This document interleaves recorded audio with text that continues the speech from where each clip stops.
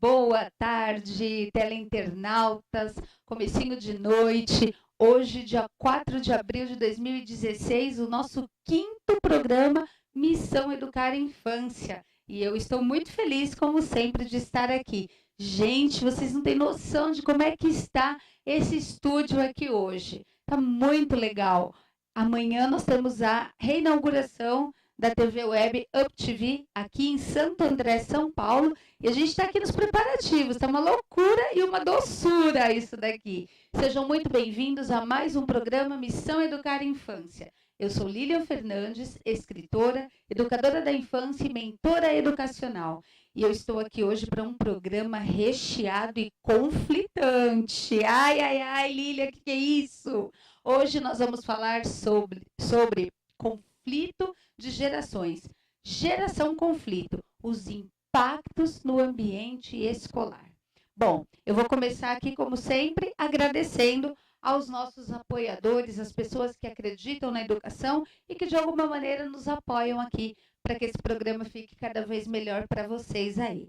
Então, meu beijo todo especial para a equipe do Blue e Blue, Espaço Hair, que deixa aqui os nossos cabelos e a nossa pele preparada para enfrentar aqui esse estúdio. Um beijo para vocês, Úrsula, Gabriel. Eu sempre mando um beijo, Gabriel fica esperando. Demarri Semijoias, a minha amiga Cida Freitas, que também nos deixa aqui mais douradas, mais bonitas, né? Com essas semijoias perfeitas que ela escolhe especialmente para nós. E a loja Mania de Grandeza, moda plus size, as minhas amigas Nessa, Cida, que estão ali na Rua Roma, 570 na Lapa. Se você é plus, assim como eu, dá uma passadinha lá que vale muito a pena. Bom, gente, estou aqui comigo com a minha querida parceira, a Lília Martins. Tudo bem, Lília? Oi, boa tarde, tudo bem, Lilian? Tudo Seja em ordem? bem-vinda, muito obrigada. Já a doutora Lília Martins vai fazer aqui o psicologando, dando aqui um referendo psicológico a tudo aquilo que nós estamos falando. E agora sim, a minha convidada super especial de hoje, a jornalista Clarice Thatcher. Oi, Clarice, tudo bem? Tudo bem, Lilian? Boa tarde. Boa tarde, é um prazer enorme recebê-la aqui. Quero te agradecer, já te convidar para vir de novo. Gente, eu sempre convido no final, né? Mas hoje eu já estou convidando, porque tem tanta coisa para falar. Então você já está mais do que convidada para retornar e a gente fazer outros programas juntas. Será um prazer. Sempre é muito bom, né, conversar com educadores. Obrigada, Clarice. Clarice, a Clarice ela é jornalista e ela tem uma vasta experiência, inclusive com a educação. Queria que você mesma se apresentasse, falasse um pouquinho para a gente. Olha aqui nessa câmera. Boa tarde, eu sou a Clarice Thatcher, eu sou jornalista, repórter, tenho experiência de mais de 5 anos na Ordem dos Advogados do Brasil, a seccional São Paulo, no programa Extinto TV Cidadania, onde eu cobri muitos eventos da Comissão de Direito de Família e Sucessões. E também atuei em vários projetos sociais destinados à educação. Um deles é um fundo cristão para a educação destinado para angolanos. Coordenei também um núcleo de ensino na região do Jabaquara, entre outras atividades, né? Em 2015, eu tive a oportunidade de oferecer para mais de 200 coaches um programa de desenvolvimento, né, de coaching com mais de 10 sessões e foi muito bacana. Ai, que legal, que fantástico. Muito obrigada, Clarice, por você estar aqui. Então, eu vou começar já perguntando, né? Geração conflito de gerações, como é que é isso? De onde vem esse seu interesse pelo tema? Eu recebi um convite no mês de outubro do ano passado para estar em uma escola estadual, também ali na região da Zona Sul, de São Paulo, e para conversar com aqueles educadores, eu e uma parceira, né, de profissão, que é a jornalista Mônica Vendrame, nós desenvolvemos esse tema. Então, nós falamos de comunicação. Ela falou da parte do emissor. Eu falei da parte do receptor. Então, eu comecei a falar desse processo de comunicação. Receptor, emissor, mensagem. O quanto é importante você considerar o seu público, a quem você destina a sua mensagem. Então, eu comecei a conversar com aqueles professores o quanto é importante eles valorizarem o público, avaliarem. Não é algo que que é comum, que é natural. As pessoas, normalmente, quando elas pensam em uma mensagem, elas se preocupam com elas, na sua aparência, no que elas querem falar, mas elas consideram um pouco o outro.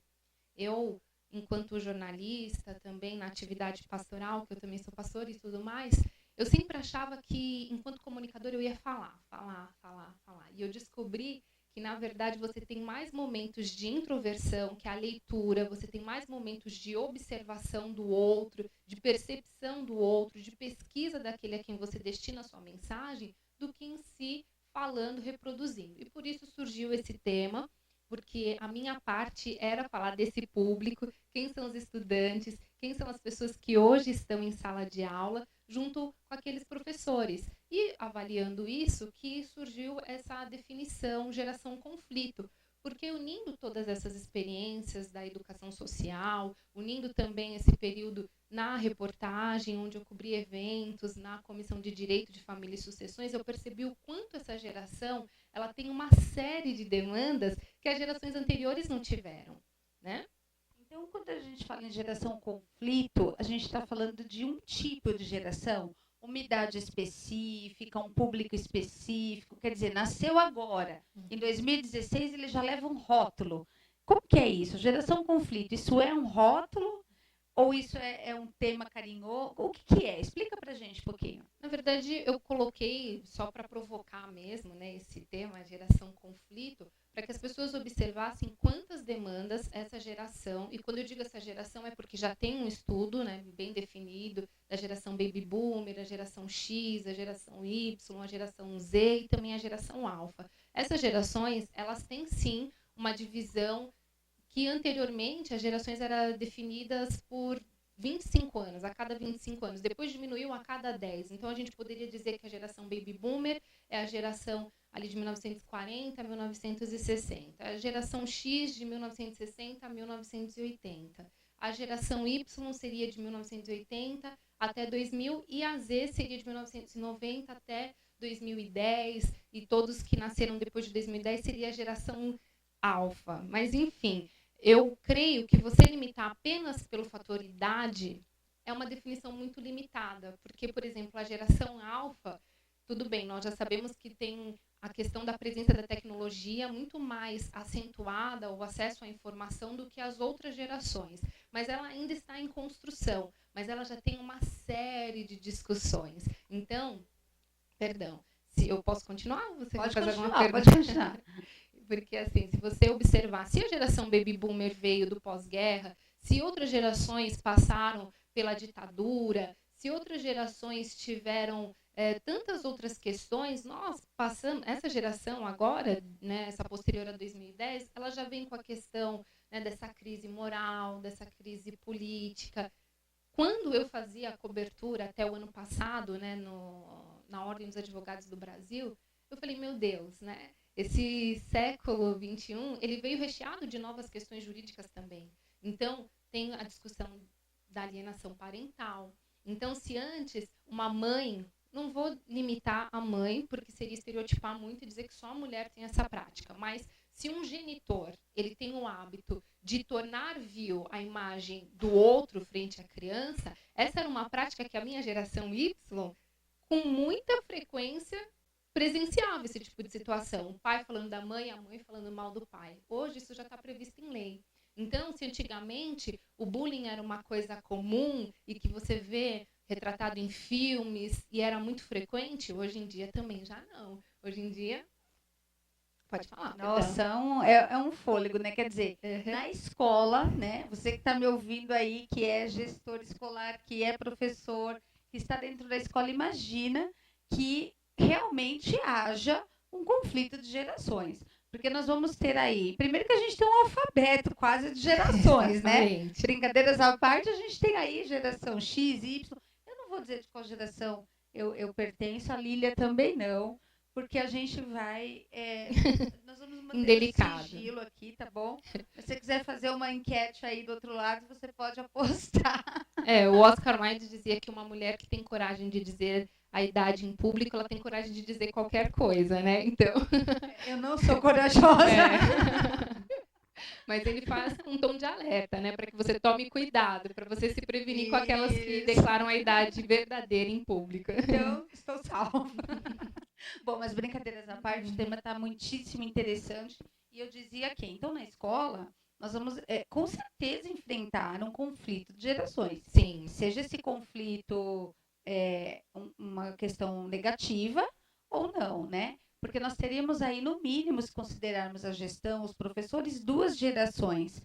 Vamos colocar assim, né? Hipoteticamente, do lado de cá, né? 2 gerações ensinando, né? Ou à frente ali do ensino, e as outras gerações, desde a infância, no mínimo aí umas 2 ou 3 gerações, porque a educação começa, né? Desde de 2 anos, vamos colocar assim, a partir da educação básica, começa antes, na verdade, nas creches até antes, né? E vai aí até a universidade.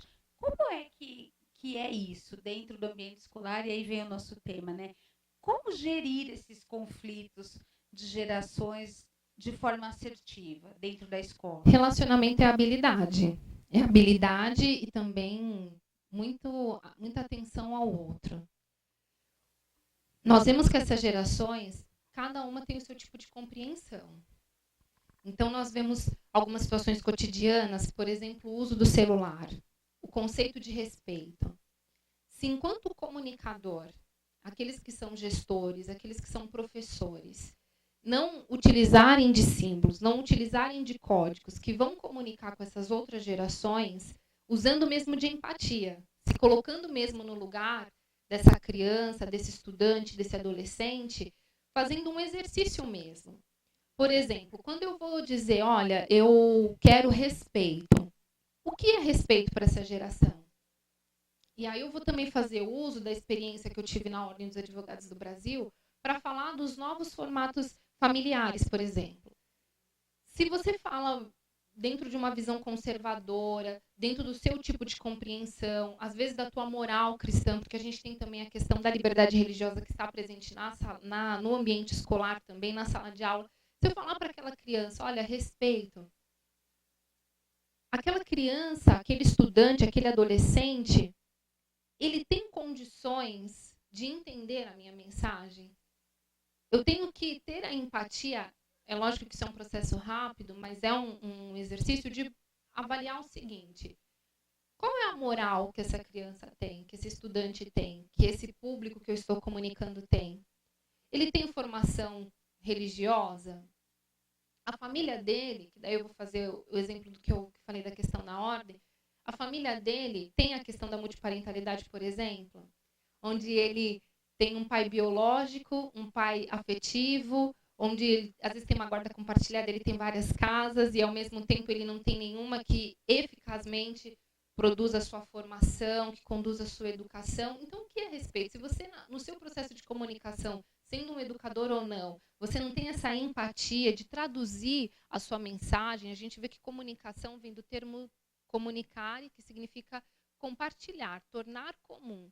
Como que eu traduzo para essa criança o que é respeito? Eu não posso partir do princípio que ela já sabe, que ela tem um pai, que ela tem uma mãe que já doou esse conceito para ela. Eu tenho que ser didático e, ao mesmo tempo, também não subestimar.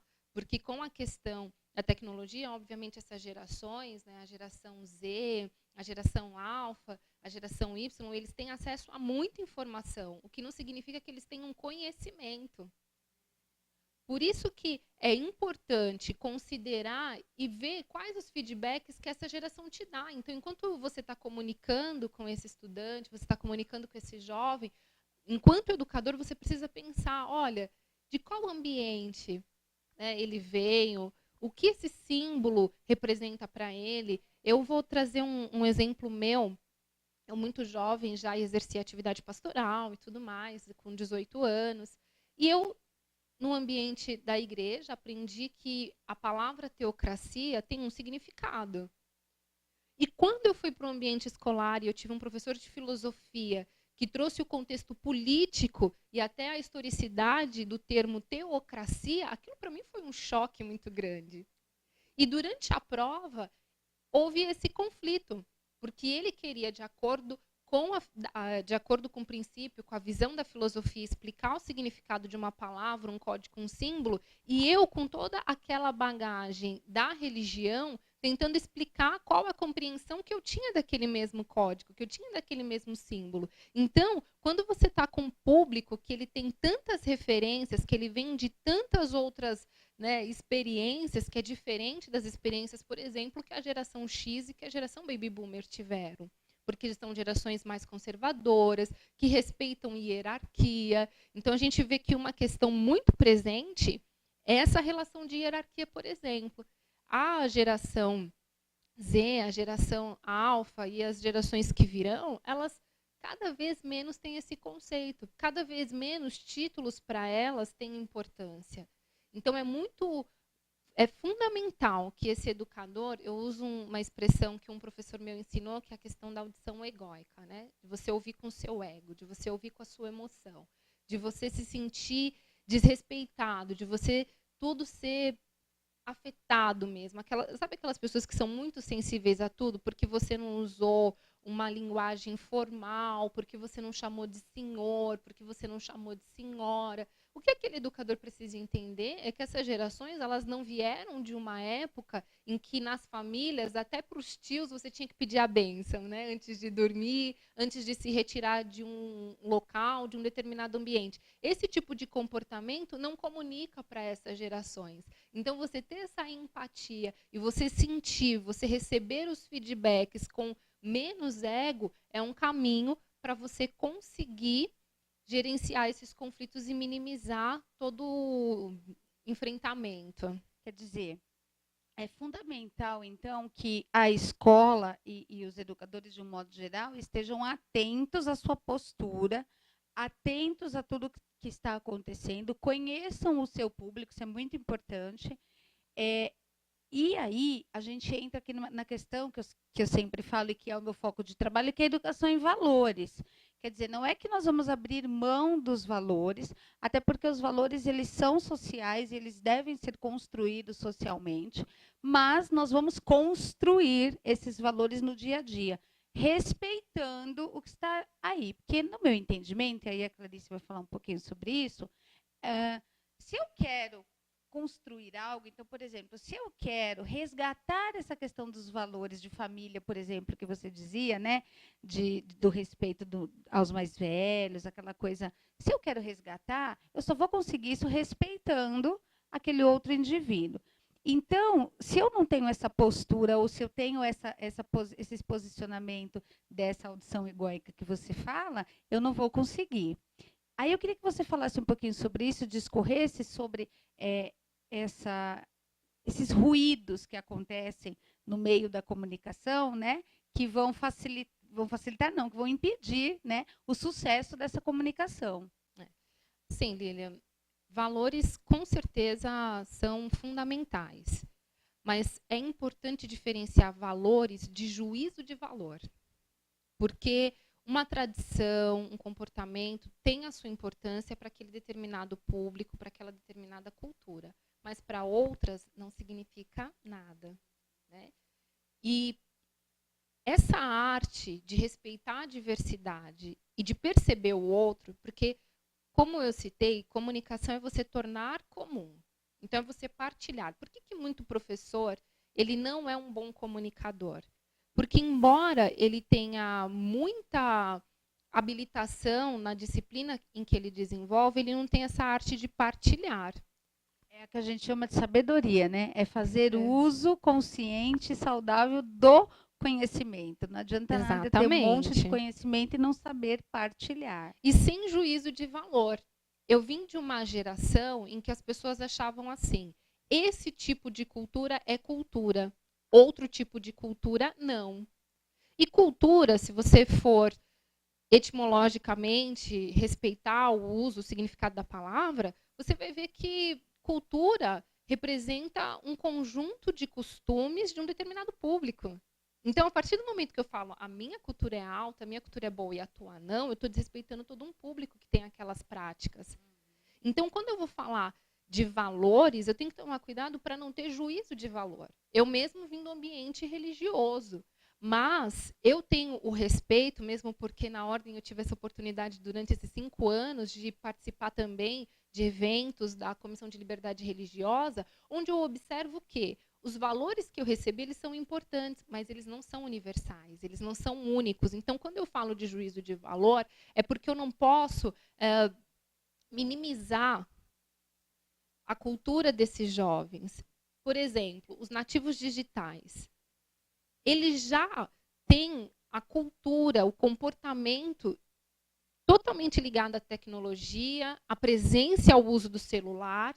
Eu lembro que uma vez eu presenciei um professor advertindo um aluno porque ele ficava no celular o tempo todo, mas no celular ele tinha todos os livros que ele precisava para aquela disciplina, ele digitava o texto dele, enfim, ele não estava fazendo uso parnasianamente daquele celular. Tinha um objetivo. E aquele professor, ele fez juízo. Ele olhou e falou assim, não, ele está brincando no celular, então ele está deduzindo. Então, quando você quer ter um bom relacionamento interpessoal, é preciso que você respeite o outro. É óbvio que tem uma série de condutas, de normas, de ética, que isso quem vai impor é a escola. Mas é muito importante não se fazer juízo de valor. Principalmente, e eu vou até dedicar mais tempo ainda, falando também dessa questão da liberdade religiosa, porque, por exemplo, eu sou cristã. E no Brasil nós temos a maioria cristã. Mas se nós fizéssemos o exercício de olharmos para outros povos, para outras nações, por exemplo, o muçulmano, por exemplo, no Paquistão, onde a maioria são muçulmanos, ali os cristãos sofrem. Então, é sempre importante fazer esse exercício de falar, poxa, eu tenho esse tipo de compreensão, mas o outro não. O que significa Deus para um? Não é o mesmo que significa o Deus para outro. E eu não posso, e isso já é uma habilidade do comunicador, que é você apurar a verdade, não você ser dono da verdade. Quem é dono da verdade, você, olhando para a nossa história, o dono da verdade era sempre o tirano, o absoluto. E esse sempre impôs muito julgo para os demais. E se a gente levar isso para o cotidiano da escola, a gente vê que a escola é o lugar ideal, real, e que tem que ser, a gente tem falado sobre isso no programa, esse lugar que propaga esse pensamento, que propaga esse respeito à diversidade e essa que a gente está falando aqui de condição de valor sem fazer juízo de valor. Porque no seio da família pode acontecer, claro, os preconceitos, os juízos de valores mesmo, no seio da família, em grupos mais fechados. Mas a escola é o espaço onde isso não pode acontecer. Não é de agora, isso já vem aí uma caminhada, mas uma caminhada com muita luta, uma caminhada com muito estudo, uma caminhada e aí precisa mesmo dessa postura dos educadores pautados em ética e em valores, Exatamente. né, com certeza, para que isso dê certo, porque senão continua acontecendo a reprodução errônea, né, de uma como é que eu vou usar o nome? Desse desrespeito, vamos chamar de desrespeito, quer dizer, o meu é bom porque é assim, o seu não é bom porque eu não aprendi dessa forma. Os educadores, Lilian, eles só precisam ficar atentos para que a imparcialidade não seja uma utopia como no jornalismo. Todo mundo fala, eu sou imparcial, eu sou imparcial. Mas a verdade é que todo ser humano tem a sua formação.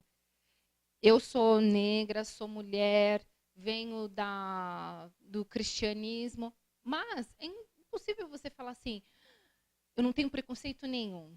Porque todos nós temos conceitos. Então, se todos nós temos conceitos, logo nós já predeterminamos na nossa mente alguma questão. Agora, a partir do momento quando eu uso de uma autoridade, porque o professor ele é uma autoridade, né, para, muitas vezes, estereotipar, para criar ideais. Então, eu tenho ali uma sala com 30 alunos. Nós temos escolas que têm essa realidade, ou até mais. Né? De 30 alunos. Né? Escolas públicas têm mais. Verdade. Olhando para aquela multidão, eu posso ter crianças, estudantes, adolescentes, que têm todo tipo de compreensão. Eu posso ter crianças que os pais são cristãos. Eu posso ter crianças que os pais são das religiões afrodescendentes, que aqui no Brasil são as que mais sofrem perseguição. Eu posso ter crianças que não vêm da realidade que eu venho, da família tradicional, pai e mãe. Eu posso ter criança que os dois genitores são homens, os genitores não, que os dois pais que criam são homens, que os dois que têm duas mães, e eu não posso produzir constrangimentos com os meus tipos de valores, o meu tipo ideal, e criar julgamentos e expor aquela criança ao constrangimento. Por que eu estou falando isso? Porque eu já vi professores, educadores, por exemplo, que fazem juízo, né? Ele olha para uma criança e quando ela está ali explicando que na casa dela são duas mães e não um pai e uma mãe, de acordo com a religião daquele professor, de acordo com o valor, né, com o conservadorismo dele, ele faz algum tipo de discriminação ou ele faz algum tipo de comentário recriminando algo que muitas vezes não está na autoridade daquela criança rever ou não. É uma realidade. Ela tem duas mães, ela não tem o que fazer. Eu já vi muitas crianças também, e isso eu assisti uma reportagem onde uma juíza dava o testemunho dela, onde uma menina começou a narrar a dificuldade que ela tinha com o ambiente escolar, porque, fruto da guarda compartilhada, cada hora o material escolar dela estava em uma casa. E ela não conseguia ter uma rotina, ter uma disciplina, fruto da desorganização dos próprios pais, que tinham ali uma discussão entre eles. E isso também era um constrangimento. Outra situação também que gera muito constrangimento, que eu já vi em diversas séries falando sobre essa questão dos novos formatos familiares, é quando a criança ela tem que explicar, olha, eu tenho um pai biológico e um pai afetivo. E tem educador que dedica tempo para ficar falando, não, pai é só o que te gerou. Então você vê que há um juízo de valor nisso, para aquela criança, e até legalmente, ela tem um pai biológico e um pai afetivo. Quer dizer, o professor, o educador, a escola, ele tem que ter esse papel imparcial, imparcialidade no sentido não de alienação, Sim. mas no sentido de imparcialidade mesmo, de respeito ao outro. E até mesmo como um comunicador, que é a palavra que a gente está usando aqui, Sim. é o tema, como um comunicador e uma pessoa que vai mediar, quer dizer, ao invés dele ficar gastando tempo tentando convencer aquela criança que tem, né, dois pais, vamos usar esse exemplo que você mesma deu, na sua família, né, ele tem um pai biológico, mas ele tem um outro pai que cria, ou que ele tem dois pais, né, de uma relação homoafetiva, ao invés dele ficar dedicando tempo a isso, ele poderia dedicar o tempo dele, incluindo essa criança no grupo, com atividades respeitosas. Uhum. Porque, como você disse, Clarice, eu achei isso fantástico, gostaria de comentar. Nós temos os nossos conceitos. A grande sacada que eu vejo aqui do comunicador e do professor, e que é necessário, que é o que tem que ser feito, é ele se despir não se despir dos conceitos, mas não deixar que esses conceitos virem pré-conceitos com relação ao outro.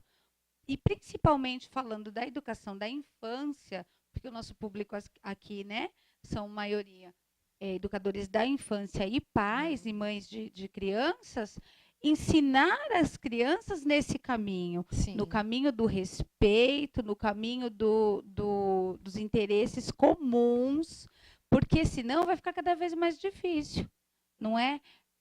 Eu gostaria de citar um exemplo aqui, você falou da questão, né, de ser mulher e tudo. Não vai longe, não vai longe. Há pouco tempo atrás, né, ainda quando eu estava na sala de aula, tinha um exemplo muito clássico. Uma diretora, né, ela costumava brincar, pegava uma menina que se parecia com ela fisicamente, saía pela escola dizendo que aquela menina era filha dela. E essa menina se parecia com ela fisicamente. E ela, por não de propósito, né, era uma mulher loira, dos olhos claros, alta e diretora da escola. Então, quando ela pegava essa menina, que era uma criança muito bonita, como todas as outras, ela reforçava, sem querer, o preconceito que já Exatamente, existe, né? Então, faltou a representatividade, que normalmente as outras crianças... E é até engraçado, eu tenho certeza que algumas pessoas que estão assistindo vão ficar muito bravas comigo, mas eu sou negra, afrodescendente e tudo mais, mas tem outros públicos que não são representados, né? O indígena, por exemplo. Tem outros, né? O oriental, na nossa mídia, é pouco, né? Tem pouco. Então, você reforça o mito do europeu, aqui na história, na escola, nos livros também já está muito reforçado, mostrando sempre a superioridade da França, sempre a superioridade da Inglaterra, da Europa como um todo. E inconsciente, eu acredito, né, que tenha sido uma postura inconsciente, ela acabou reforçando tantas coisas, né? E se você for observar, eu tenho certeza que nós temos uma psicóloga aqui, ela vai poder falar melhor do que eu sobre isso, mas estudando um pouco a questão da alma, nós observamos que a rejeição, ela é tão poderosa. Eu li uma vez um sociólogo que ele falou que a rejeição, ou a pessoa vai ser um líder, ou ela vai para o caminho da marginalidade. Então, aquela professora, a televisão, quando eles rejeitam outros tipos, né, outras crianças, outras formas de manifestações, outras aparências, outros tipos físicos, elas estão correndo risco, elas estão tendo ali o ônus, muitas vezes, de levar a criança para o caminho da marginalidade, de levar a criança, aquele adolescente, para tantas outras coisas, simplesmente porque ela começa a pregar de forma inconsciente que a outra criança não é bonita, se não é aquele padrão europeu, se não é o padrão magro, se não é o, enfim, tantos tipos de ideias que nós criamos, você tem essa responsabilidade nas tuas mãos, né, de falar, olha, eu tive a oportunidade de mostrar outros exemplos de beleza, outras formas de expressões, e eu me limitei, e eu simplesmente excluí as outras manifestações. Então, isso é muito grave. Eu vejo que um conflito, sabe, Lina, que eu gostaria também de falar aqui, é muito dessa questão das outras gerações, até porque elas presenciaram na história a ditadura, elas terem muita dificuldade com questionamento. Eu vejo que a geração baby boomer, a geração X, bom, eu, enquanto criança, eu não me lembro o nome da autora, não sei se esse livro ainda é utilizado em sala de aula, mas eu lembro que tinha um livro chamado Curiosidade, que a personagem, a protagonista, era a Glorinha, que era uma menina que perguntava tudo o tempo todo, né? E o questionamento ele é natural do ser humano. Só que essa geração, além do questionamento, e ela é muito incompreendida, essas gerações, quando eu digo a geração Z, a geração alfa, elas são muito incompreendidas porque, além do questionamento, elas têm o acesso à informação.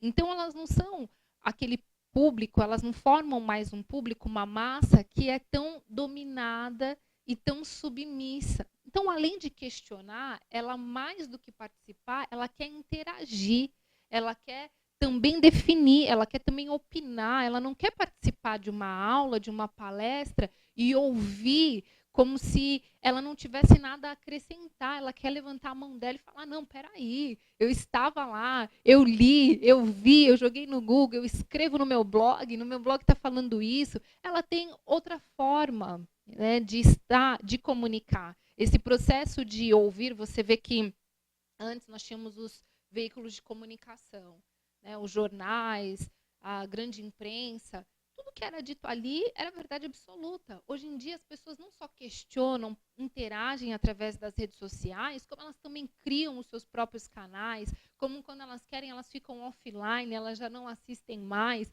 Enfim, há uma infinidade de expressões. O processo de comunicação ele mudou muito. E nós vemos que as gerações, muitas vezes posteriores, elas têm dificuldade em lidar com isso. De uma pessoa que não vai ficar ouvindo só. Mas isso é tudo que nós, educadores da infância, queremos. Nós queremos educar para a cidadania. Então, nós queremos, eu estou falando nós, estou levantando aqui a bandeira Amém. da educação da infância.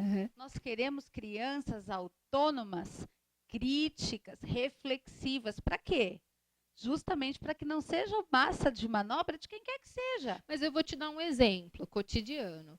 Eu conheço uma líder, uma pessoa com muita expressão, com muita influência, que sempre, durante a sua exposição, em palestra, ela sempre incentiva as pessoas a terem a prática do feedback. Então, elas falam, se você tem um líder de feedback, se você tem um professor, enfim, fale, argumente, critique, questione, até o dia que ela foi questionada, até o dia que ela foi criticada, até o dia que falaram que a postura dela não era de acordo. Aí, o ego que tinha dentro dela, o tirano, né, o ditador ali, veio à tona. Né? Porque você fala assim, olha, no campo da retórica é muito bonito, você fala, olha, você tem que pensar, mas e quando essa pessoa está pensando contra o que você crê, o que você estudou? E quando aquele aluno, né, ele tem mais conteúdo e ele se preparou mais do que você muitas vezes para dar aquela aula? Tem pessoas que, tem educadores que eles têm dificuldade, por exemplo, de dizer que eles não sabem, de ser divertido, de falar, poxa, isso é uma novidade para mim, bacana, vou pesquisar, vou ler a respeito e depois a gente interage mais sobre esse tema. Poxa vida, né? Esse ego que aflora, Clarice, ele é, então, considerado um dos motivos, um dos ruídos que atrapalha na comunicação? Com certeza, porque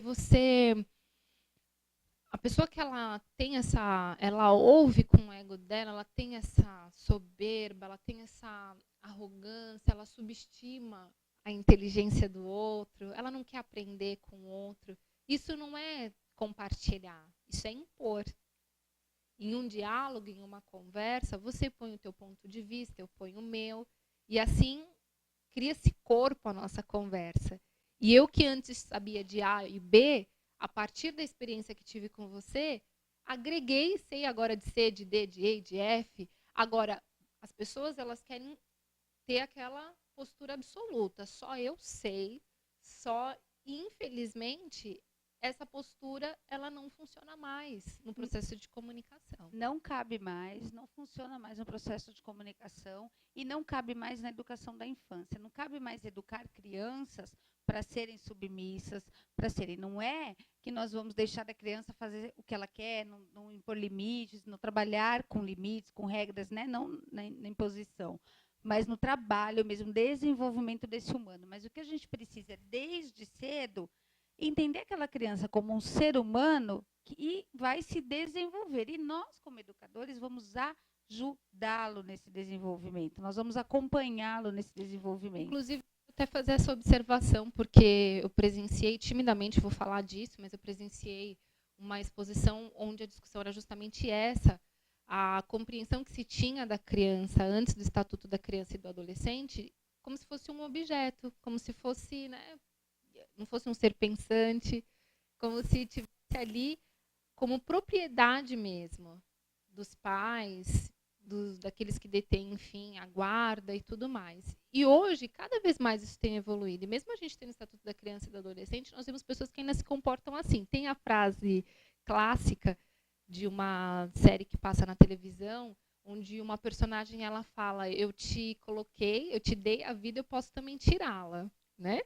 E a gente, tudo bem, ambiente do humor, tudo cabe, passa batido. Mas a verdade é que muitas pessoas elas olham para a criança, para o adolescente como ser inferior. E esses dias eu tive uma experiência de uma pessoa que descobriu uma profissão através do filho. Né? O filho sempre muito estudioso e aquele pai ali não tendo mais a profissão dele porque foi extinta, surgem vem a tecnologia, algumas profissões acabam sumindo mesmo. E de estudar com o filho, de conversar com o filho, de interagir com o filho, ele descobriu uma profissão. Então, por que a gente tem que olhar para aquela criança, a gente tem que olhar para aquele adolescente e achar assim, eu não tenho nada para aprender com ele, ele não tem nenhuma informação para passar. A gente vê que isso está cada vez menor. Eles podem contribuir com conhecimento, a gente vê os nativos digitais, que tem aí esse ambiente da rede social, da tecnologia, mas também no campo da teoria, porque tem muitas pessoas que têm o conceito de que a tecnologia ela exclui o conteúdo, que a tecnologia, pelo menos no campo da televisão, é o que se diz, né? Eu ia falar sobre isso mesmo, não vai muito longe. Compra um aparelho digital novo e dá na mão do teu filho de 5 anos, que você descobre todos os aplicativos, tudo que tem ali que você leva dias para descobrir, ele em horas descobre. Clarice, nosso programa está acabando. A gente tem tanto assunto. Que foi Está muito maravilhoso. rápido. Vou fazer aqui um convite aberto a você para que a gente possa fazer uma série e dar continuidade a esses temas, tá Sim, bom? Eu agradeço. Agora eu vou chamar a minha querida amiga e parceira, a psicóloga, a doutora Lília Martins, e ela vai falar um pouquinho para a gente sobre tudo isso que a gente conversou aqui. Ela que fica aqui durante o programa todo, fazendo anotações, buscando ali em todo o seu conhecimento, na sua bagagem de mais de 30 anos como psicóloga, ela vem aqui no final dar um feedback de tudo que a gente falou. É com você, Lília.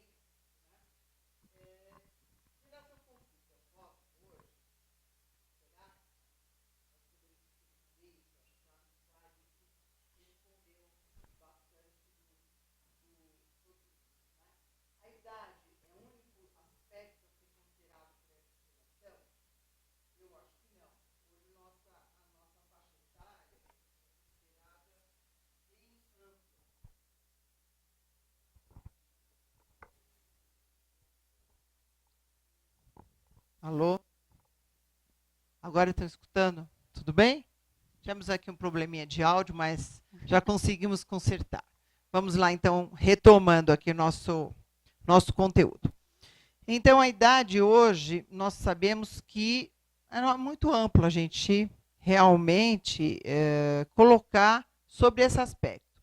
Mas a tecnologia, como a Clarice colocou, muito bem colocado, é um fator preponderante hoje na nossa geração, né? Nas nossas crianças, né? Na nossa infância. E isso nos deixa realmente preocupados, apreensivos, mas muito contentes. Por quê? Porque hoje nós temos uma geração que se desenvolve muito rapidamente, como foi bem colocado. Se dá um celular numa mão de uma criança, rapidamente ela consegue se desvencilhar e consegue rapidamente chegar a uma conclusão muito rápida. Então, isso nos ajuda, educador, no processo mais rápido, mais amplo, que ajuda realmente você que é gestor, você que é professor, você que é diretor de escola, a estar realmente focado nisso aí.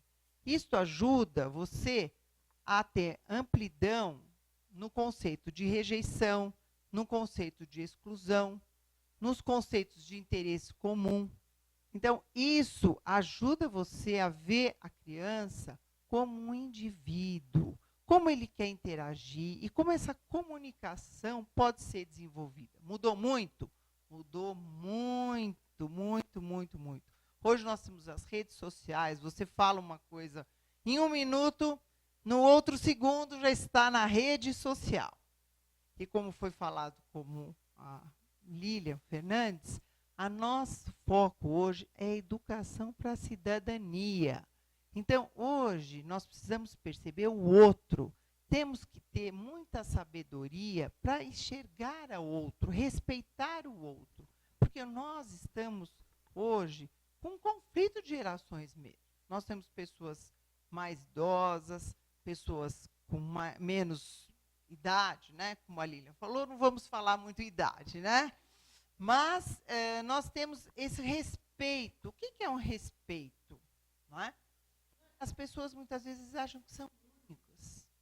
Existe a nossa ética, o juízo de valores.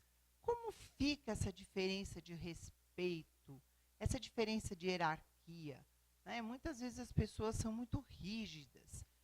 Nossa, como foi colocado, né, nossa educação hoje, os pais hoje têm realmente várias dificuldades. Hoje nós temos pais separados, guardas compartilhadas, vários tipos de formações também, e tudo isso dificulta muito a criança na educação, na escola. E o gestor realmente tem muita dificuldade e está olhando para isso. Mas nós temos uma coisa que é essencial, muito importante. Nós temos que ter sabedoria. Nós temos que ter muito jogo de cintura, muita amplidão, né? Para ver os interesses comuns, para nós termos ideias, para ver como nós vamos interagir com as crianças, com as gerações X, Y, alfa, né? Como foram faladas, né? E realmente tudo isso vai minimizar muito, mas muito, muito os conflitos.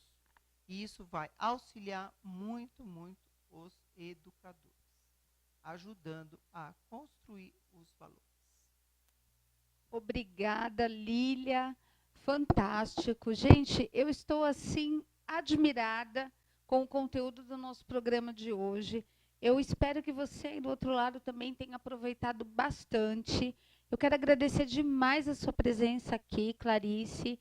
Fica aqui já o convite. Eu gostaria que você fizesse as considerações finais, olhando aqui para essa câmera, para os nossos teleinternautas. Eu agradeço muito. Sempre é bom estar com educadores, pessoas que são responsáveis por toda uma geração. Eu tenho certeza que um provérbio ele pode ajudar muito no processo de comunicação, que diz que na multidão de palavras a multidão de pecados. Então, quanto mais ágil, quanto mais disponível você estiver para ouvir, para entender, para perceber, e menos você estiver disponível para julgar, para criticar, mais eficaz será a sua comunicação, com certeza, enquanto educador. Muito obrigada mais uma vez.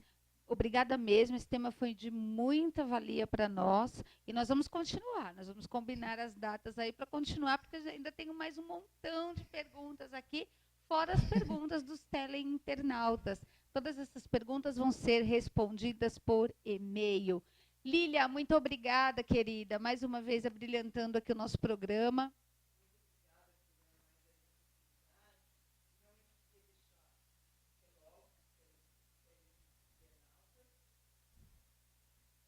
Fiz aqui meu microfone. Vamos, quero dizer até logo, né? Tchau, pessoal, os teleinternautas. E realmente, que a escola possa continuar propagando esses valores. Que os educadores possam continuar realmente batalhando, que é realmente uma luta muito importante. Uma luta importante, muito mais do que isso, uma missão. Nós, aqui do Missão Educar Infância, temos um compromisso de dar voz à educação, porque nós vamos, sim, juntos, transformar o mundo por meio da educação. A comunicação também faz parte, está ali intrínseca na educação. E nós, educadores, temos este papel de dar voz. Eu quero você aqui comigo. Você que acredita na educação, você que acredita que nós podemos, sim, transformar este mundo por meio da educação, ensinando as crianças, os adolescentes, a construir um caminho novo, a entender tudo isso que tem acontecido, a respeitar o próximo, a ser cidadão. Você que acredita, vem comigo. Manda o seu e-mail para lilianfernandesautora@gmail.com. Entre em contato, traz a sua sugestão, a sua pergunta, sugestão de pauta, de convidado, e também para nos apoiar, para nos patrocinar, para que possamos cada vez mais fazer um programa aqui de qualidade. Então é isso. Mais uma vez eu quero agradecer os meus apoiadores, o Blue e Blue, a Demarri Semijoias e Mania de Grandeza Moda Plus. Um beijo e até a próxima. Vamos juntos transformar o mundo por meio da educação.